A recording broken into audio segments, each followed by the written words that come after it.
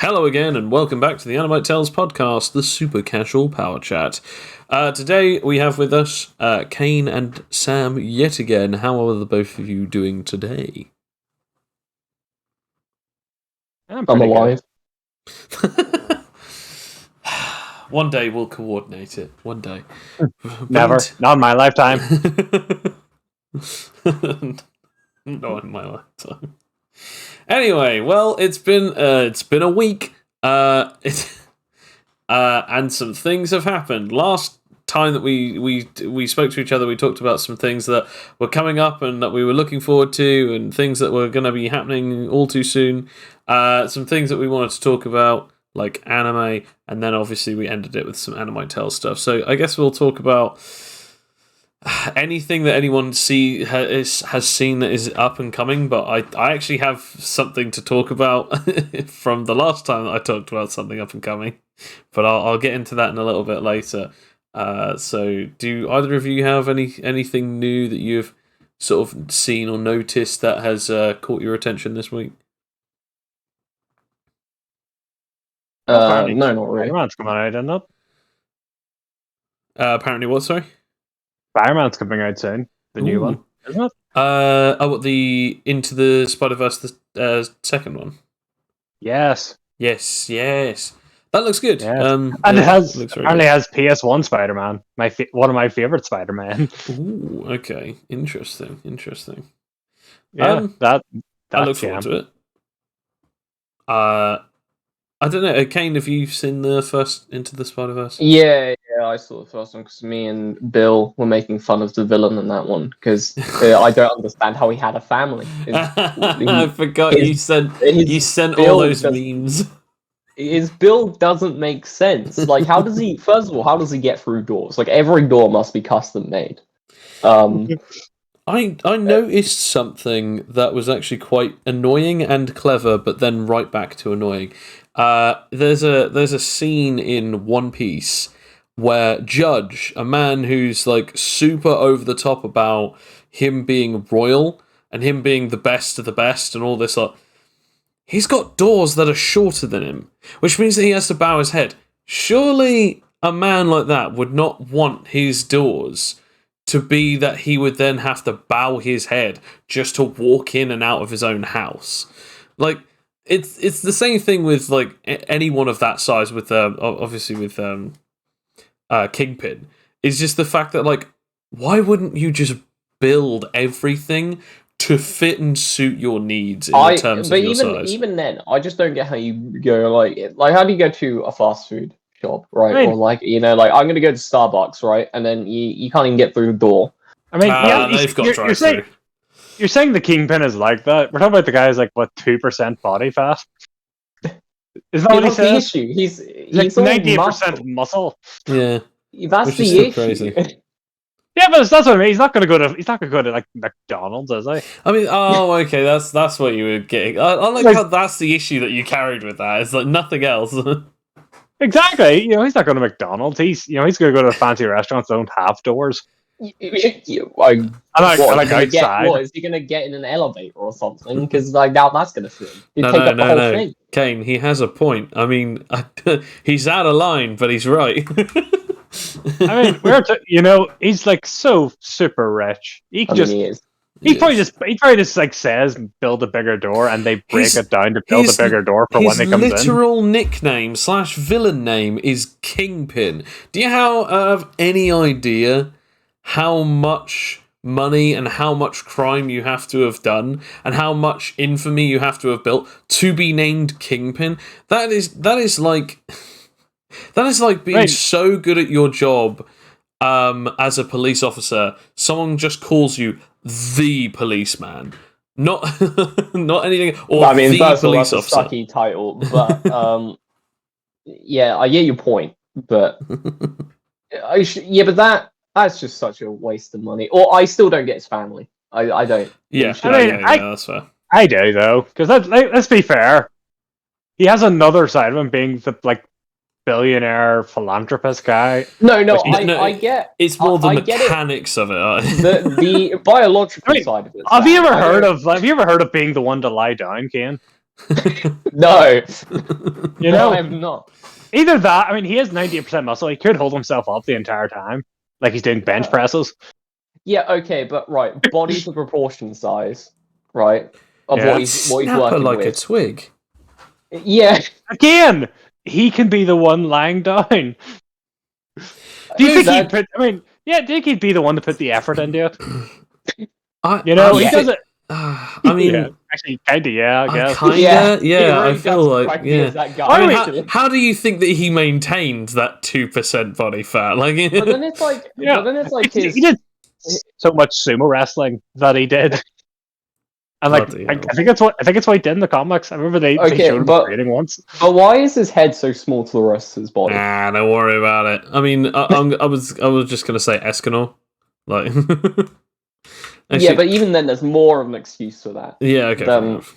than there is for him. I was going to say, though, going back to the actual second movie, it looks very interesting, looks very good.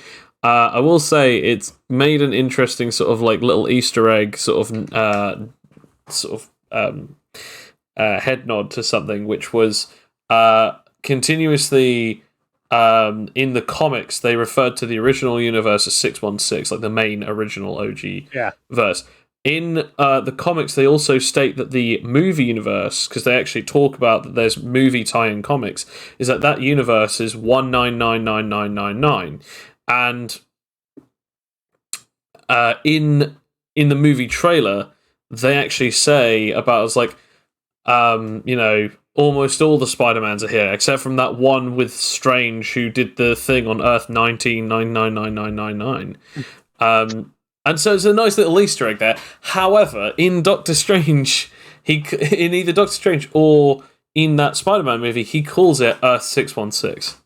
So, I mean, the thing is, though, isn't it that? I remember Mysterio calls it that, but at that point he's lying.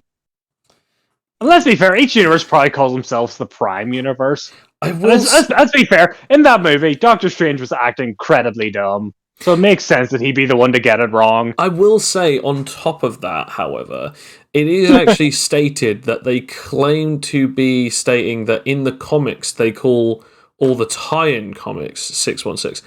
However, they actually claim that in the movie verse it's 616 instead of 19999 because that MCU's Marvel verse is supposed to be the 616 coming to life in the cinemas, and that's an interesting, that's an interesting sort of way in which that you can look at it. I mean, either way, but yeah, I love that you noticed that, and all I noticed is the fact they did the meme of the two Spider-Men pointing at each other, but on a grander scale. Actually, they did it with all three of them. Thank you very much.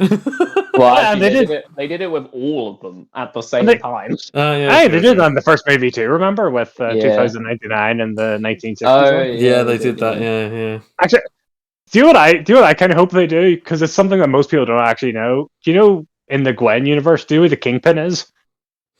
No. Daredevil.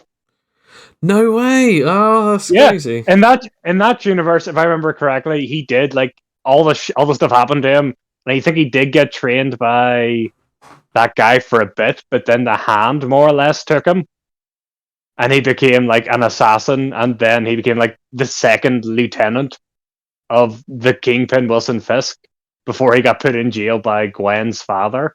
Damn. So at the moment, he is the Kingpin and knows that Gwen Stacy is Spider-Gwen. And is very much evil. It's quite fun. I feel like everyone knows who she is, though. Like, right? Oh, yeah. She is rubbish at keeping her secret. I will point something out as well, that like in the terms of like universes where people cannot keep their secrets, I think they actually found out that there's a rough number of the amount of people who know who Barry Allen's Flash is in the CW, and it's insanely high. Like it is ridiculous. I think they find out that on average he reveals his identity 5 or people either find out or he reveals his identity by about 5 characters per season. And it doesn't seem like that's a big deal, but there's 9 seasons, and in a few of them, a lot of characters die. So the fact that that number is still the same in the terms of people who find out and people who are live long enough to know about it for outside of those scenes, it's still ridiculous that like. I'll just take off my mask. Here I am. This is my face. This is who I am, and all this sort of just. So, yeah, I feel like secret identities. I feel like for some reason that concept escapes people nowadays. But yeah. I guess something that we can talk about is last. Oh dear. More about Spider-Man, nothing but Spider-Man trivia. No, last do you know episode. Do you know there's one called Spidersman? He sells cars to people. Last episode, we were talking about the different trailers and different things that were coming out. I talked about Redfall, and Kane, you said that you had seen that it wasn't looking so great. Well, as you were talking about it, because I just looked into it. Yeah. Yes, yeah. I started playing it. I've gotten about either 1/3 into it or a half into it. I don't entirely know the full length of the game yet. I'm trying to keep relatively spoiler free. Even if the game is or isn't good, which I'll talk about in a second, if I'm still playing it, if it's still entertaining me, I won't bother looking into spoilers. But I will say this. I don't know if I do or don't like it yet. It is keeping my attention, and that is all I can really say. I don't know. Your attention, but not your interest. I don't know. I don't know if it's because that I'm playing on my own, or if it's because that I'm not playing with other people. I don't know if it's. Because at the moment I'm just playing it solo, and I don't know if it's because that I'm playing it solo that I'm enjoying it as much as I am, or that I'm not enjoying it as much as I am. I'm sort of a very neutral point. And does anyone know how much it costs?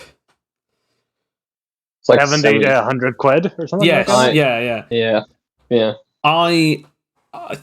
Would one of you like to ask me if I would pay that much for that game?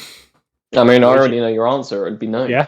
Do you at least have Game Pass? I think it's free on that, isn't it? Let me put it this way. If I didn't have it on Game Pass, I wouldn't have purchased it. Not because it's bad, but because I don't think £70 is worth the price of that game. And that's 70, not the stupid amount of the £100 or 100 quid packet that you can get where it has the deluxe version on it. And I have to be honest, the game is pretty good. The balancing is a bit it's fascinating. Like, don't get me wrong, like you fight humans with guns and you fight vampires. There are different types of vampires.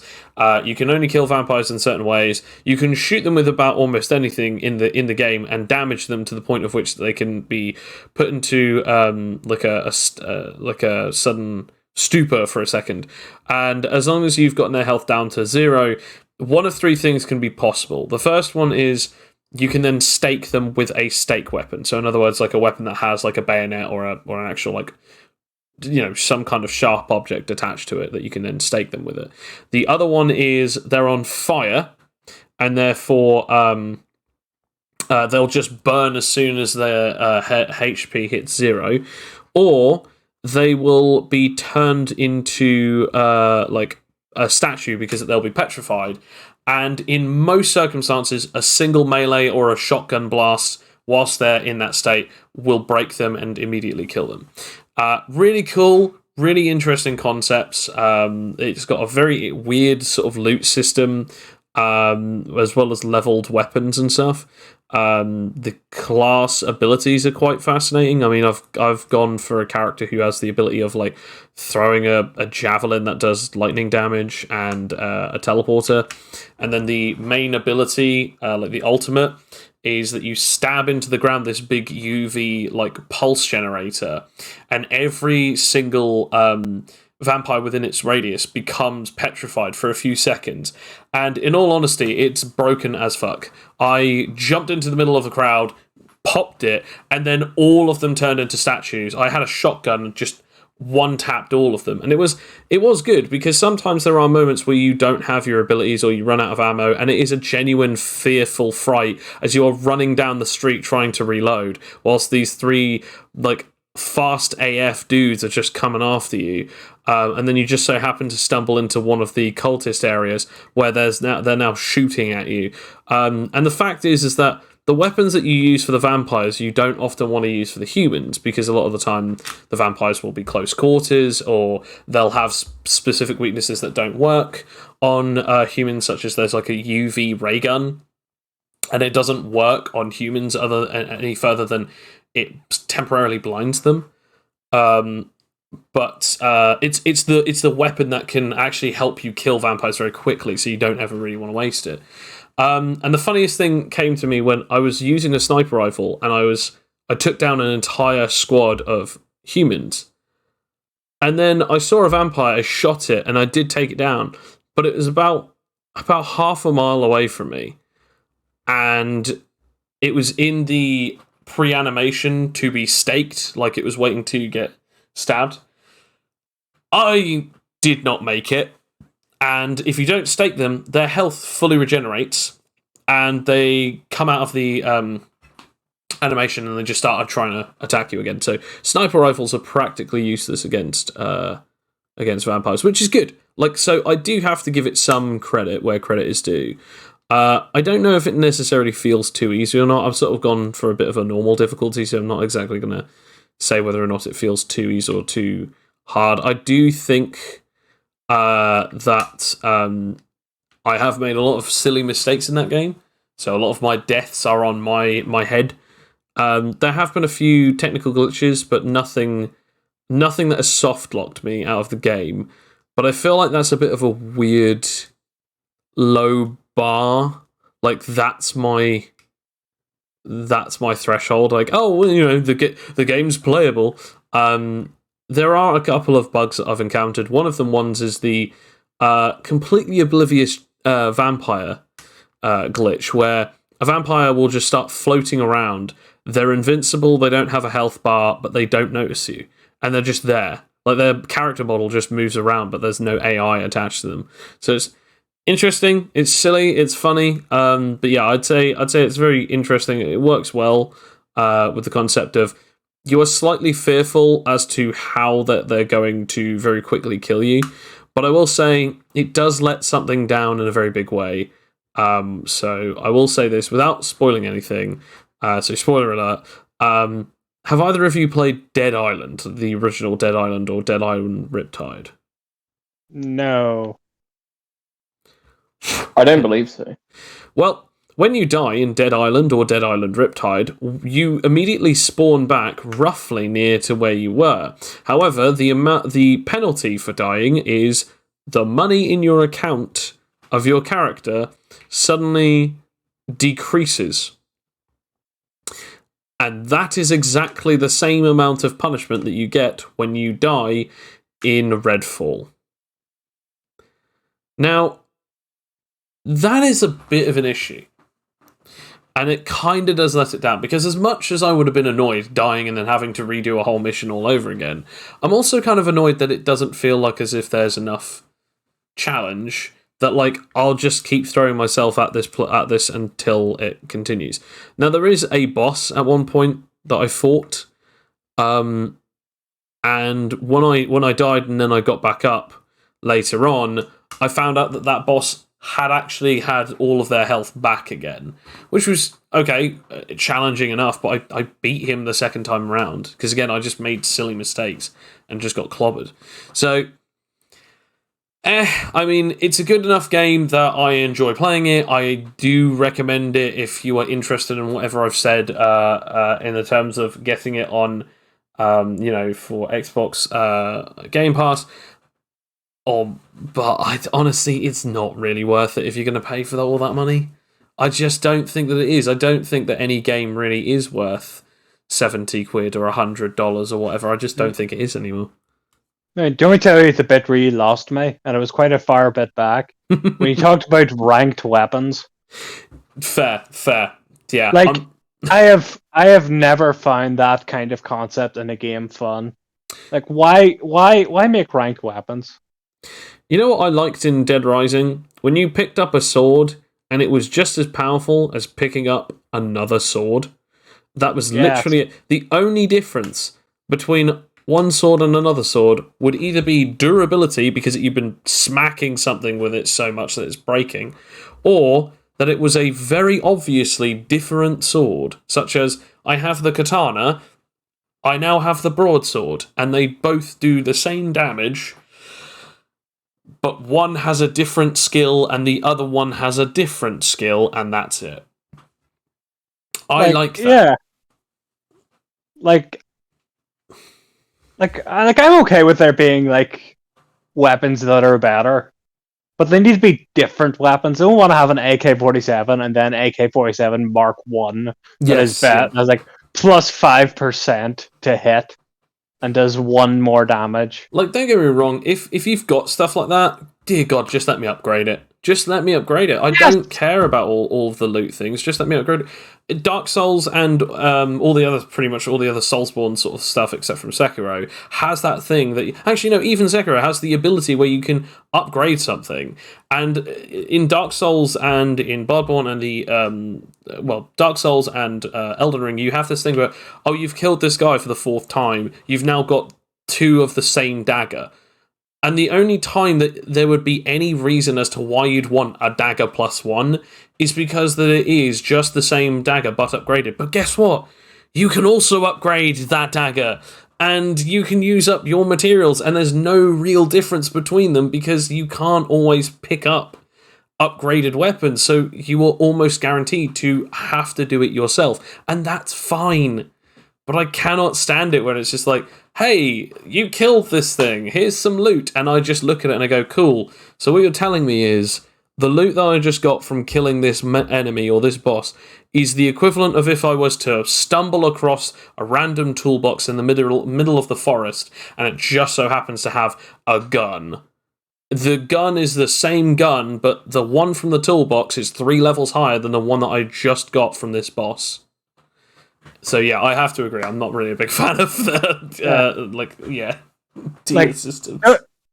Like a game I've been playing recently. I think I told you about was Shadowrun. I decided to complete the trilogy. Now those games would be worth £70 because they're fun games and they have length and they're not boring and they don't have ranked weapons.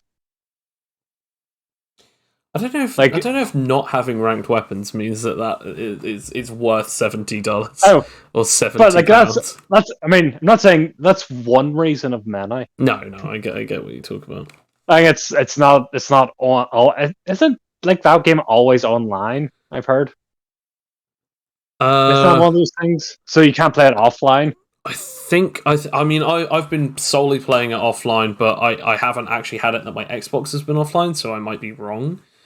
I was actually going to ask, this is a question for all of you.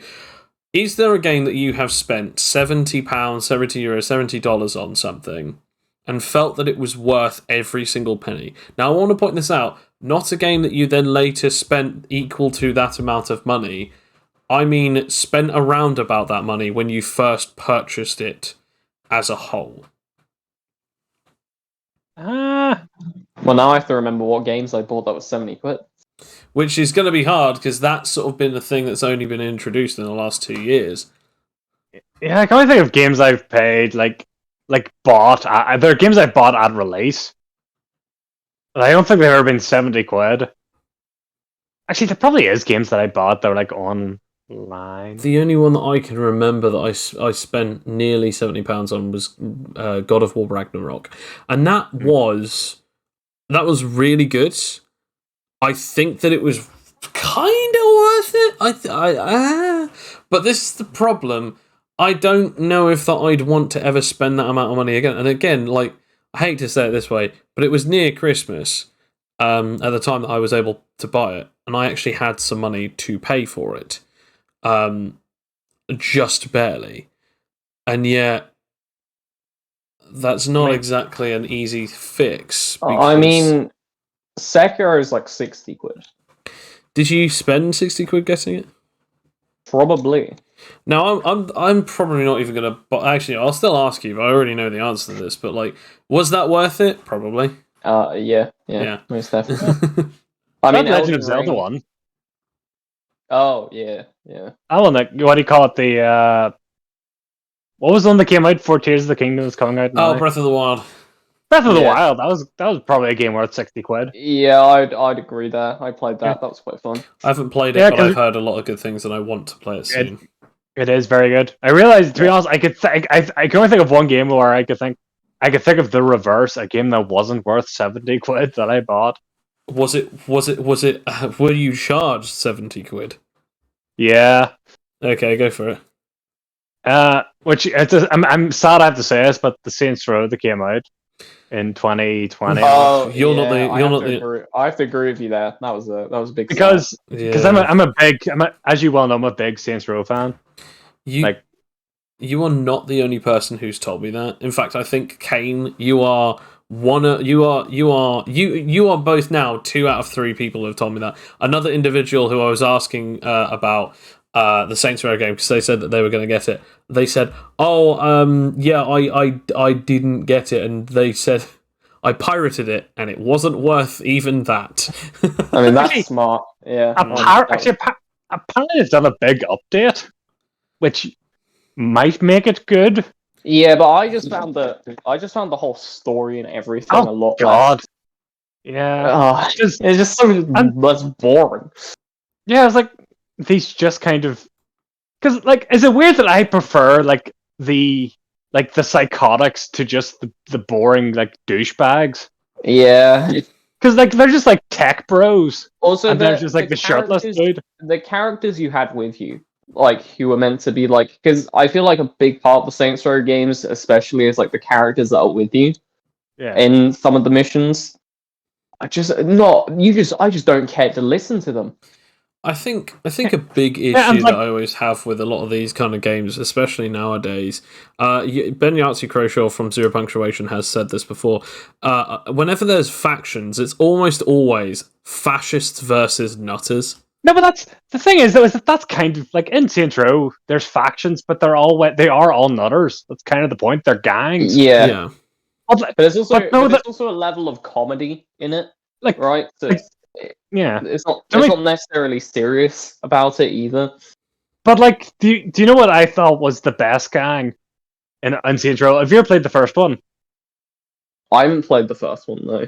Oh, okay. Remember Benjamin King from the 4th game? Yes, yeah. He wasn't played by Terry Crews. He was played by, actually, speaking of Kingpin, he was played by the guy who played Kingpin in the Daredevil movie. Oh, was he? Oh, yeah. Wow. What do you call him? He's a famous actor, but he's very good. He's famous. I don't know his name. The black guy. He was from Green Mile, wasn't he? Yes. He was the voice actor of Benjamin King, and he was like the best character in that game because he was your enemy, but like halfway through, he also became like your friend. Like he became your ally to take them down because Meg from Family Guy took over. Mila Kunis.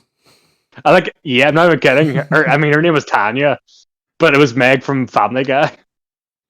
I do love that. That's brilliant. Oh, and it's just a great game. It even had like this game series. It's great because it has like a lot of funny moments. And then like some serious sad moments. Yeah, Saints Row 3 was also quite funny, especially when you had to go into the Matrix and fight the cyber dude. You get turned into a sex doll halfway through it. And the toilet. Yes. Yeah, I do remember that actually. Yeah, I was actually I was going to ask Kane. You said about Elden Ring. How much was Elden Ring again? I thought it was like 50 something. It could have been. I might just be thinking of like the special edition. Because I did get the special edition. I think that it was about like. Yeah, the normal game's about 50. The normal game's about 55. Okay. It would seem. But so can I ask? Did you actually complete the new Saints Row? I've got to ask. No. I was going to say. Did you do like me and get to the point in a game where the game decided to just stop working? Because like one of the things happened where is like my gun would no longer fire, on like the very end of a mission, but I can still do the kick. And the kick in this game is annoying because in most games when you kick and you keep kicking, you still do damage. Yeah. But in this game, when you kick, it does like damage, and then no matter how many times you keep kicking, it doesn't do damage to them. Yeah. And well, you can't have you spam kicking. Yeah, I just yeah. But I just got to the open world bit, realized how boring all the side stuff was, and went, no, I don't care.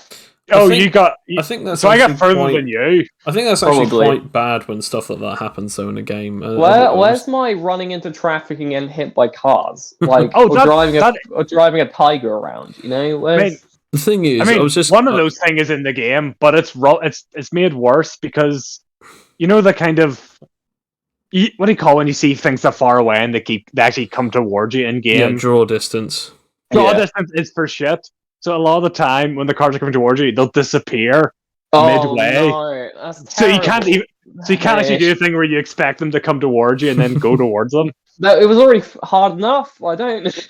Yes, I mean it was great in the superhero game, the fourth game, obviously. Yes, because you could super jump yourself and then ragdoll yourself and go flying across the sea, like Team Rocket.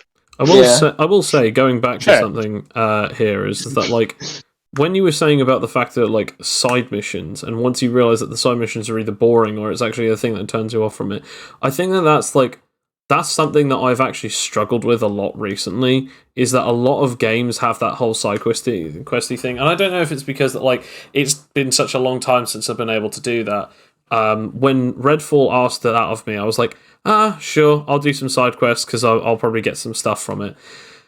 But when Witcher 3 asked me to level up that way, I was like, no, I'm just going to go off and do what I want. And then I was really annoyed because after 3 hours of just fighting people and killing things, I wasn't leveling up, and I was like, what is actually going on? And I realised, the only way that I can level up is through doing missions. Well, that's annoying.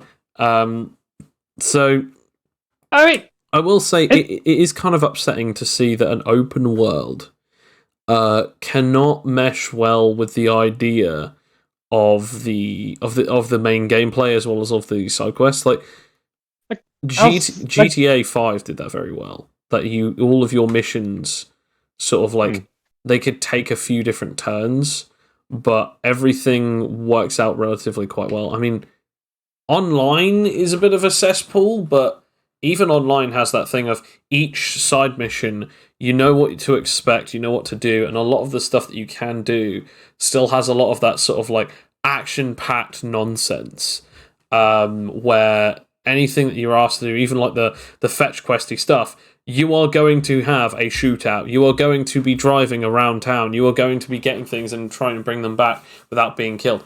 And there is an aspect of that. But then if you don't want to do those missions, you can do other missions and still earn money, still get things to do. I think I don't exactly know the perfect sweet spot. But but I can tell you the first two Saints Row games, because they had side things you could do up the wazoo. Oh yeah, also they made you do it mandatory. Like the third one did, but the second one did. Only to a point, because you only had to get respect. Yeah, you only had to get a certain amount of respect, but you had to do that through doing side stuff, which was their sort of way of getting you to do it. During that era, that actually did happen a lot, though, where they would do that thing where you have to do X amount of side quests to get X amount of this, whether it was respect in Saints Row 2 or whether it was getting enough coins up to do to go to the next sort of section of the game. One of the particular ones that is actually quite famous is in Fallout New Vegas, where one of the ways in which that you have to get into New Vegas is you have to have 2,000 bottle caps. And again, at the time that you first do it, if you haven't done a lot of side quests, that feels like an impossibility. Or you just have enough science to hack your way in. Yeah, absolutely. But it's it is what it is, and there are many different ways in which you can go through it. Or you do like me and just always have speech up the wazoo, and then you just talk your way in. That's also a possibility. Anyway, but Yeah. I was gonna. Who needs 2,000 podcasts to get talk? I was gonna say when it comes down to a lot of the stuff that we sort of getting hyped for, getting ready for, I was actually gonna bring up something that I've got 3 things on a watch list that I need to actually get into. And Kane, you actually just reminded me of this morning, which was you had said to me about this off in a message at one point about like things, and I remember we were talking about it, and you said, "Oh, have you seen God of High School?" And I remember that was something that I'd been recommended by you, by Bill, by a bundle of different people. Yeah, although I would personally, I think reading it is probably better to a degree. Don't get me wrong, the action in the anime is brilliant, but they butcher the story. So if you I'm gonna read it then. That's what I'm gonna do. I'm gonna read it because you haven't steered me wrong in the terms of reading material as of far. I will say the story gets so ridiculous after a while that it becomes absolutely stupid. Because it goes on for so long. But the part that if you go up to, I mean, I can tell you more once you start reading it. But there's a certain point where that I would argue it's a good cut-off point. Okay. But there's that. There's also Siobhan and I still going through One Piece at a steady pace. Obviously waiting for Jujutsu Kaisen. Relatively caught up. Well, I say relatively because I'm waiting for the new chapter to actually fully finish and drop. I'm just waiting. I know it's going to be ages. I'm just waiting for the new Invincible. Ah, right. Okay, this is another thing I was going to talk about. Invincible. That's another thing that I need to. That is something we're going to have to watch at some point. Oh, I really am going to have to. It's so good. It is good. I mean, are we good? Well, can we do that bargain again? Like, remember you wanted me to watch My Hero Academia, and I managed to watch the first season. That wasn't good enough. That was not good enough. I mean, that is 24 episodes. You have not watched even a single episode of anything I've recommended. Yeah, because every time that you recommend something to me, I say, okay, you have to watch X amount of this, and you're like, I'll do it sometime. I did watch that much of My Hero Academia. No, you didn't. I did. I watched. I said you need to get up. I said you need to get up to at least, I think it was season 3 or 4, and you was like, Joe, the anime I ask you to watch are 12 episodes long. Yeah. You asked me to waste 64 episodes of an anime which I've already got sick of after 20. Well, that's your problem. I mean, I don't know. He's got a bit of a point there, Jay. You know what I mean? He does, absolutely. However, I will say something that has turned me off to it is because that you said to me, and I quote, "Well, I don't give a shit about any of these fight scenes in anime because I don't watch it for the fights." I do, and I watch it for the power systems. And the fact that you go, "Oh, well, watch this then," I'm like, "Well, I'm sorry, but you've immediately invalidated your own opinion." Well, to be fair, Joe, a lot of the things we like for different reasons. So there's a good possibility of things I like, and I don't care, and that I don't really care about the fight scenes. You might still like, even without the fact that they. I will. Actually, it is very sure it does. Most of the anime I watch still have fight scenes. Bill tried to get me into Fate, and so did one of my mates, and they tried to get me into Fate, and I just went, I mean, I'll watch it. I watched a little bit of it, and then I found out that there's like multiple different series, all with different timelines and canons, and the Fate lore is ridiculous. Yeah, I was done. Sherlock Holmes is in Fate, isn't he? Yes, he is. There's a version of him who is actually he's one of the phantasms. Yeah. It's actually is this in the same? Is Fate the one where like because I remember this is an anime as well. The one where a bunch of people summon people from histories like Arthur and other like powerful people, and they essentially and the main goal is to fight for the Holy Grail, which is obviously like a wish granting artifact. No, was that the one where like Moriarty was like a secret agent for the English? Because no, that's an anime. I don't think so, but yeah, I mean, yeah, I don't know. That doesn't sound. I don't think so. Probably a different anime, but no, like, see, the anime I recommend are only like they're finished. The anime that I need to watch. The anime that I need to watch is apparently apparently there's a supernatural anime, which God, that weirds me out, and I just out for the sake of shitposting, I need to watch it. And then apparently, this was announced recently, but I completely forgot to talk about it last time. There's a Rick and Morty anime that's just been teased. Oh yeah, I've seen that. I'm not gonna lie, I kind of want to watch that. I'm more interested in getting back into reading things like Vinland Saga and a couple other things. I know you detest good stories, Joe. I'm sorry, I've heard that it's good, but it's so boring. Yeah, but it's boring because you can't sit there for 5 minutes while no action is happening. That's literally my ADD. It's just telling me go off and do something. I just realised it shouldn't be me and Joe doing this. It should be me and Joe, Kane, to see if we like each other's things. Considering the things Joe is trying to get me into, I should just. Why am I doing this with Joe, Kane? What would you like to swap? You know what? That's a good point. That's actually a good point. You two can swap all day long. Because I enjoy fight scenes, but there has to be a reason for a fight, and there has to be a good story. But the whole point of a fight scene in a show is to tell a story. The fights are boring. I will say I don't only watch things for the sake of fights. I have watched certain artsy pieces, and I'm fine with that. The way in which maybe it's just the way in which that Sam describes them. They don't interest me. They don't pop off the page to me. But to be fair, Kane, you know this from very long experiences of trying to recommend me stuff, and I go, I'll get around to it eventually. And about 3 years later, I'm like, oh, Kane, I really love this show, and you're like, I literally told you this 3 years ago. Where have you been? And I have to accept that some of your tastes are just bad, but we move on. Whoa! I didn't steer you wrong with Soul Eater, which is probably one of the first times I didn't steer you wrong. Yeah, one time. So, actually, I have one to do this. Kane, give me an anime. Give me a 12-episode anime. I don't know if it's 12 though. Is it like Moondog Saint or something like that? What's that? Is it the one I'm thinking of? Hang on, I'm going to be here for a while. What, Boondock Saints or Boondock Saints? Isn't that the one with the two black kids? That's just Boondock. I think Boondock Saints is actually that's about the priests, and I don't think that's an anime. There's an anime I'm thinking of that has a name like that. I'm tripping. I don't know. I know exactly which one to go get. I'll get him to watch Panty Stocking and Garter. So, that's the anime I'll get him to watch.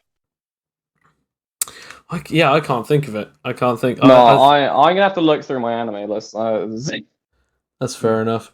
Well, I guess we should get on to the last part of this, which is when we actually discuss a few bits and bobs about Animite Tales. The boring part. Since we've been talking about all sorts of different things to do with pop culture, I think it's only fair that we actually talk about some other bits and pieces that are actually coming up in the Animite Tales podcasts to do with Animite Tales and the stuff that we do therefore. A couple of things have recently changed, and I say recently as in like today and yesterday. Some things have been changed for a couple of different powers, one of which is pyrokinesis. This doesn't affect any of you guys, but it's just something that I want to talk about just for a second, which is there's the level 10 ability, which is the evolution called Flame Dominion. The ability allows the user to control anything that is on fire, like as if they have telekinesis, as long as the object or the individual thing that they're trying to control is on fire. On top of that, the user gains the ability to de-transform flame-based transformations, even if they're on other people, and the other effect is that the user gains advantage against other flame-based fire users, or flame-based power users. The only thing that we've changed is that originally it had granted the whoever got it fire immunity. It's no longer that you can grant fire immunity. That ability very much irritated me. I don't know why. It's probably just because it just seems a little out of place, or even it just seems a bit too much. But it just, say for instance, if you wanted to build a pretty decent pyrokinetic build one of the issues was if you fought someone with the same powers as you, it was impossible for you to be able to then fight them because they had complete immunity to fire damage. So we've changed that. That's no longer a thing, although to be honest, it hasn't massively nerfed it. You still get a resistance equal to the amount of damage that you can deal out on average, so that's still fine. That's that particular thing. I was actually going to say, Sam, are you in next session, or are you working Sunday? You know damn well I'm on trolley Sunday. Fair enough. You said something at the end of Sunday, but I don't think any of us caught it. But I was like, God damn it, I'm away next Sunday. That's it. Okay. Probably something like that, because I remember it was just before something exciting was going to happen, and it was exactly the moment when I would have been helpful. It's Fergus appeared. That's it. Yeah, Fergus. Yeah, the one when I was so badly wanting to kill that little turd. I was told what you did to my pet. Really, it's what was the pet? The island turtle. Yeah, because it's chasing. Did he kill the island turtle? I like how everyone thinks that he killed it. I like how everyone's either brainwashed it or he killed it. There's only really, let's be honest, he's a douchebag. There's only something like that he would do. It's exactly. I just like that the fact that the idea is he's done something to it to affect its mental state, to force it to try and attack or kill you. Exactly. He must be eliminated, and then we're going to bring the turtle back, and I'm going to talk to it and make it small again, and then we're going to love it and hug it and make it our best friend. I mean, if it was brought back through his powers, you're not going to be able to bring it back. But okay. Oh no, make it our friend again. I mean, but yeah, a lot happened in the last session. And I think something that I've been sort of focusing on now is trying to sort out downtime a bit better. I mean, Kane and Sam, I've already spoken to you about how I'm changing the downtime to be a thing for the hero campaign. Oh yes. So that's going to be quite nice. Splitting it off into the 3 different things of studying/training, social and personal, and the dependency of whether you're rolling anything or whether you need to roll anything, and it all being constricted to the amount of time or the amount of days that you're using it for, or doing things for it. So that's all going to be that's all going to be a situation that we're going to be able to actually do something with. And I think that I was speaking to Bill about it. I said, in the terms of either long-lasting time spans, whether it's a couple of days or a week or a month, or even something okay, you have a couple of hours today in this one short day, you have some downtime before the end of it or something. I think I'm going to keep the same rules for all, because I feel like it's better at this point to simplify than to overcomplicate. For better or for worse, I think simplifying it is going to at least create some level of streamlining that we have desperately needed for a while. So that'll be a thing that we sort out. Yes. I actually have a couple of questions for the both of you actually to do with this. So one particular thing is, what is your opinion on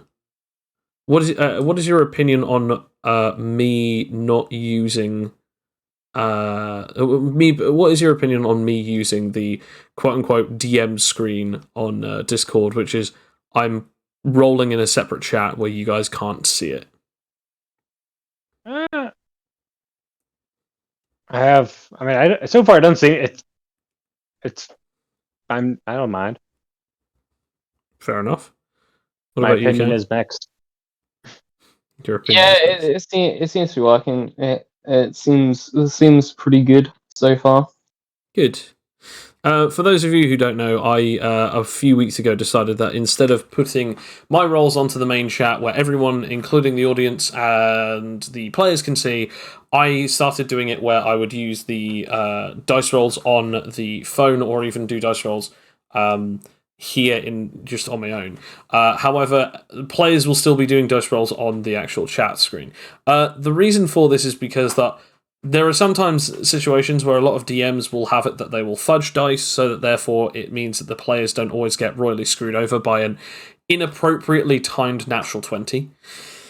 But also in situations where it makes sense that I would have roll requirements, I don't have to randomly come up with a roll. I would just see someone's roll, it matches what I need, the thing happens, or it doesn't match what I need, the thing doesn't happen. Rather than us always having separate rolls and remembering everyone else's different modifiers and stuff like that. Because again, I'm using two mobile devices just to use all of the Google Notes and everything to actually find out whose stats do what and stuff.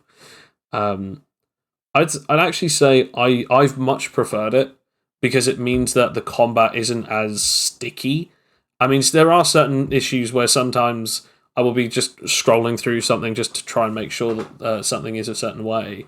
But to be entirely honest, there have been a couple of times now where I have had natural 20s that if I showed that on the chat, it would have probably ended a fight too quickly.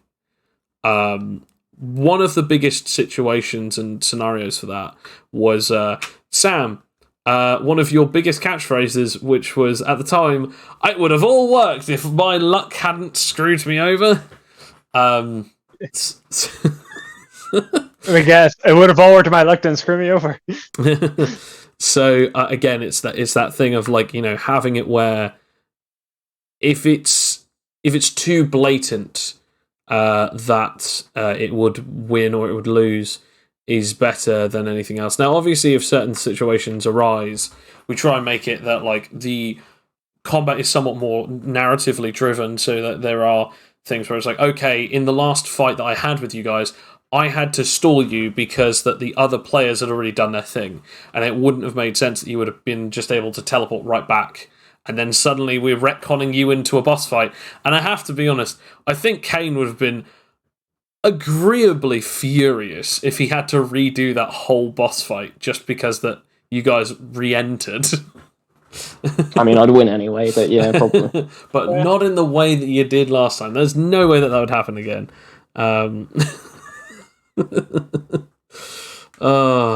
But yeah, so obviously I had to keep you at bay. But to be fair, the rolls actually weren't that bad or that great either side. Like, I think two of some of the best rolls that you actually accomplished were the one against the angel, where you actually put him in a bubble and then filled it with water, like, or started filling it with water. That was pretty funny. Yeah, it was. Believe it or not, people, that was a plan I had for a while, a fair while to do at some point. You just never got the chance to fully make it shine until then. Yeah, and you know what? I still have so much water in that portal. You do indeed. You do indeed. And now, best part is there'll barely be like a 1d100 roll to see if that little box comes out and hits someone on the head next time we do that. A little box of. I forgot about that. Yeah. A little box mostly made out of mineral. Yeah. with a flooring of concrete. Exactly. Not that really makes too much of a difference. It's still rock, basically. And best part is now I've got a giant. If I really desire to, I can make it gigantic again. That's true. That is true. You could indeed do that. Yeah, and then we've got so much mineral to sell because it's better than gold. That is true. That is also true. Think of all the armor you can make of it. I was going to say, actually, so obviously it's now like counting down. You guys have got in-game 12 hours left before the end of the whole situation. It's looking like, unless a Fergus or someone else can pull something out of their sleeve, Anarcho could very well win this. But I was actually going to ask you guys this. Originally, when you first started out playing this campaign, everyone was talking about how they would betray each other if they betrayed each other. And I think the funniest thing to me is that all of those discussions have never been more silent. So my question to you is, what do you think stopped everyone talking about betrayal? That the campaign just lasted that long. We no longer have the prize in our eyes of, oh, look at this thing, look at this shiny. It's not just, oh, okay, we'll see what happens. And then then Anake came in after what, 3/4 of the way through, and was like, oh, Golden Boy Anake, we can't beat him. We'd be so fucked. I think the funny thing is that like you say 3/4 of the way in. It was like based on the episode count. He's actually been here for 3/4 of the entire series. Yes. wait. So you're saying Adrian was only in like a quarter of the season? Adrian has only been in for a quarter of the entire thing because I think Adrian left it around about like episode 20 or episode 15, like anywhere around about that area. Yeah. I mean, also funny. She left, which was my character actually kind of wanted to win. That's fair. Like had the spirit to win, whereas the other all the other guys been just happy to be there. Fair enough. It's happy to be along for the ride. Exactly. What about you, Kane? Who doesn't need? No, I was just going to say. What about you, Kane? What do you think what do you think the reason is for why people? I don't know. I wasn't planning betrayal. I can't really betray myself, can I? That's fair. Actually, I forgot. Like Thingy died as well. The only other person who kind of wanted to win. Conrad's character. Oh, what? Fletcher? Yeah, I mean, he finally died after his 70,000th death. His 7th official death, although if you would count all of the deaths inside of the dome, I think it was his 9th. Probably more than that. I counted it. It was ridiculous. Which actually, He wasn't Fletcher. He was Catcher. Dear, oh dear. I think the upsetting thing is that we also don't really know the exact quantities or the exact ramifications of the wish, because obviously in the last episode Anake had just now confirmed that his wish is going to be in some way, shape or form to bring back Felix's family and Ten's family, but we don't exactly know the ramifications of that wish, whether it's going to completely undo what happened with Simakael, or if it's just going to specifically bring a quantity of people back, or if it's going to be really big, where it's like anyone who has died because of the situation of the tournament comes back. Whatever it's going to be, we have no idea really what it is going to be yet. But all we do know is that Anake's goal is to try and use the Miracle Stone to wish Felix's family back to life. Oh, and I forgot also the other person, Rakia. Rakia's gone. He was like the only other person who cared about winning. I was actually going to say technically the only person that I could imagine that actually would have cared about fighting the party, but only if they betrayed him, was Cloak. He didn't care about winning per se. He just didn't want to lose. In other words, he didn't want to die at the hands of any of the characters. So he had abilities ready. I don't know if I told you this, but he had like multiple stages of plans readied up, including his best ability called I think it was called Mitigating Circumstances.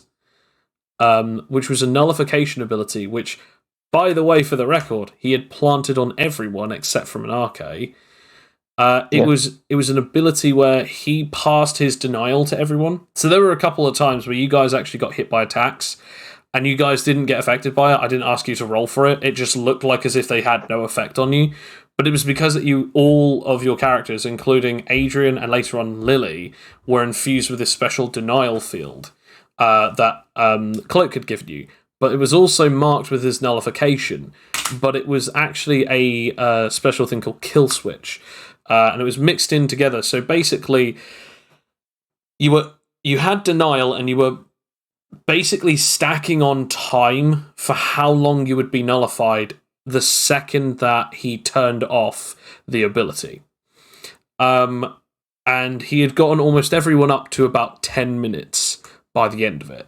Hence why when you were fighting against him during the sort of mini conflict episode, when he snapped his fingers and Adrian de-transformed and suddenly just kept convulsing and taking damage. Yeah, I don't remember you told me about this. I think we talked about this on a different podcast. We might have done, but my because I do remember this, and I remember the fact that I think he was the one who defeated me anyway. Yes, yeah. The reason that it's interesting to me is because that originally Bill had come up with plans amongst his plans in order to combat the rest of the team in the tournament campaign, and yet his character was the first one to sort of have like an actual end goal. He didn't leave first, but he definitely had his end goal to be he was going to leave before the end of the campaign, and then have it that another character would then take his place in the party. I mean, you say that like it wasn't you who kind of told him to. No, actually, originally Bill had stated that he wanted it where once he had defeated Yol Kiger, or once he had gotten the party to help him defeat Yol Kiger, he was going off to kill Talos. And Bill had said that like the character arc was going to be he kills Talos, and then he doesn't need to be a part of the main story anymore. Because he said, to be entirely honest, I want to have it where I get to have it where I have a boss fight against my previous character. He either dies or he wins, and then the island in which Talos is on, that will be the resting place where Cloak stays and brings his family, and they just live there. And he said to me, if that happens before the end of the campaign, so be it. I mean, he was... So what you're saying is that the island that we live on now should be not ours? No, because Talos wasn't on it. There was another island that Talos it was the island we fought Yol Kiger on is different to the island that we're using. Yes, yeah. Also, the island we're using is the one that he sent me when I was his prisoner. That's true.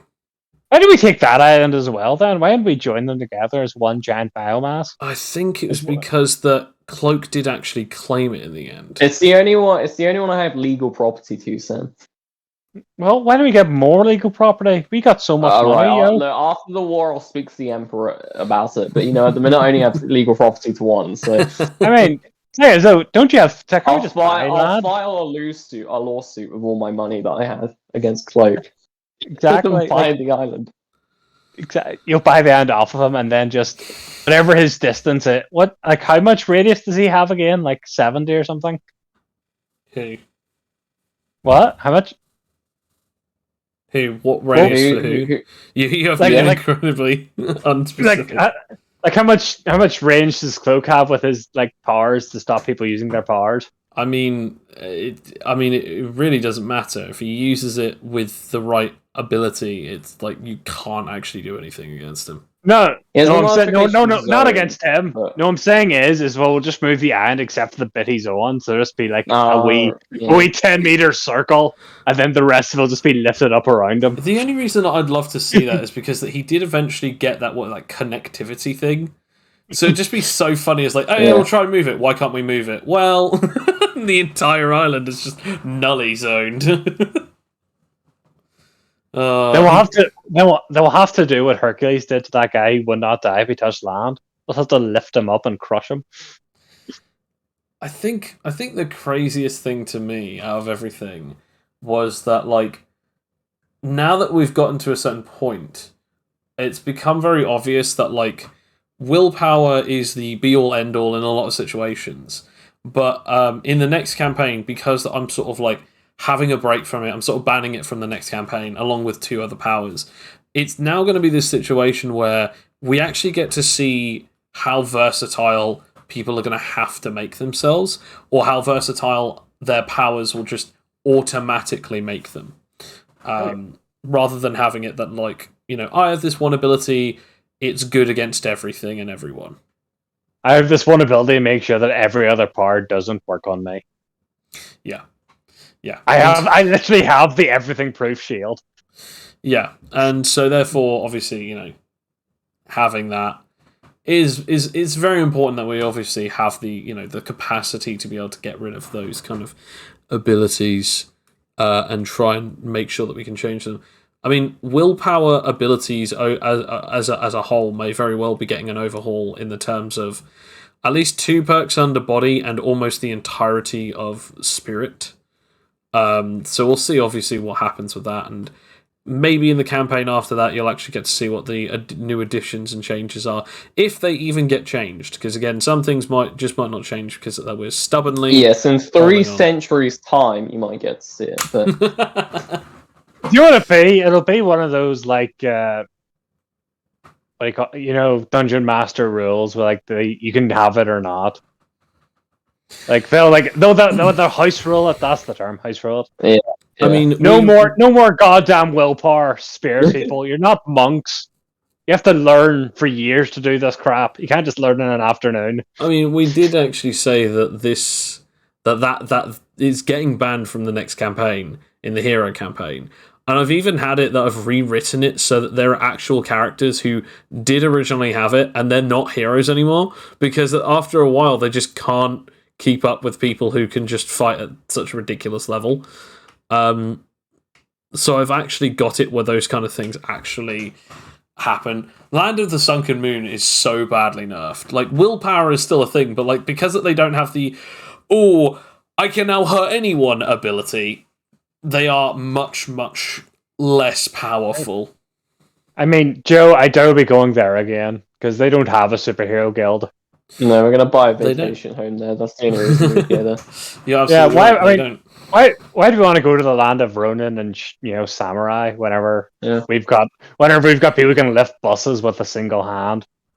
On the brightest side, going back to the concept of places, there are probably only about 4 countries that your characters will actually ever go to in this campaign, which is good. Which will be Irish City, obviously Huskonia, which is where your characters will be. Matrata / just anywhere in Eden, and then finally Aqua City, which is the underwater city. Those are the only 4 places that you'll be going, because those are the 4 places that in that timeline will actually have the hero universities and be part of the hero society. Unless you go to alternate universes, like all the superheroes do nowadays. No. Yeah, Narcade quickly just rips out an entire page. Damn you, Sam. No. Like, we obviously go to like the real universe because that's what they do now.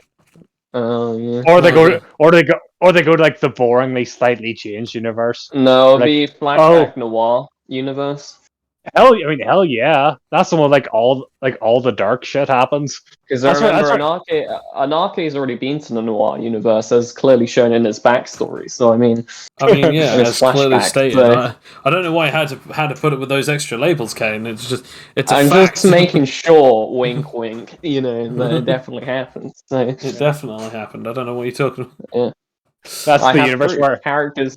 I literally stole characters from that universe. So I think, Kane, what you mean is Anarchy Noir came to the universe to speak to his fellow members, told them that what he was doing in this universe, narrated it like it was as if he was from the Noir universe, and then he disappeared, and let Anarchy take the rest of the credit. That's where the hat came from, and that's where the hat disappeared. The hat is actually that version of Anarchy. I mean, I will say this: as much as I love that movie, that movie got so much wrong about the Noir universe. So much wrong. Actually, I'll say this: the comics kind of squandered that after that came out so much. Either way, we'll hopefully see the end of this campaign soon, and actually see its rightful end, with Anarchy taking the stone and the party defeating Matrata in the war, and then obviously everyone will go out for ice cream. No, sorry, muffins. But either way, that will be the end of that. And then we can finally move on to the hero campaign, where hopefully a lot of really fun stuff is going to sort of take place. So I'm very much looking forward to that. But yeah, that's pretty much it for this podcast, guys. Thank you very much for listening. As always, check us out on #AnimiteTales on YouTube, or At me at Animite Tales on Twitter, and let me know what kind of powers that you find interesting or just downright weird. Thank you very much for listening, and as always, have a wonderful night. See you in the future. Bye. Ciao, ciao for now. What the hell was that, Kay?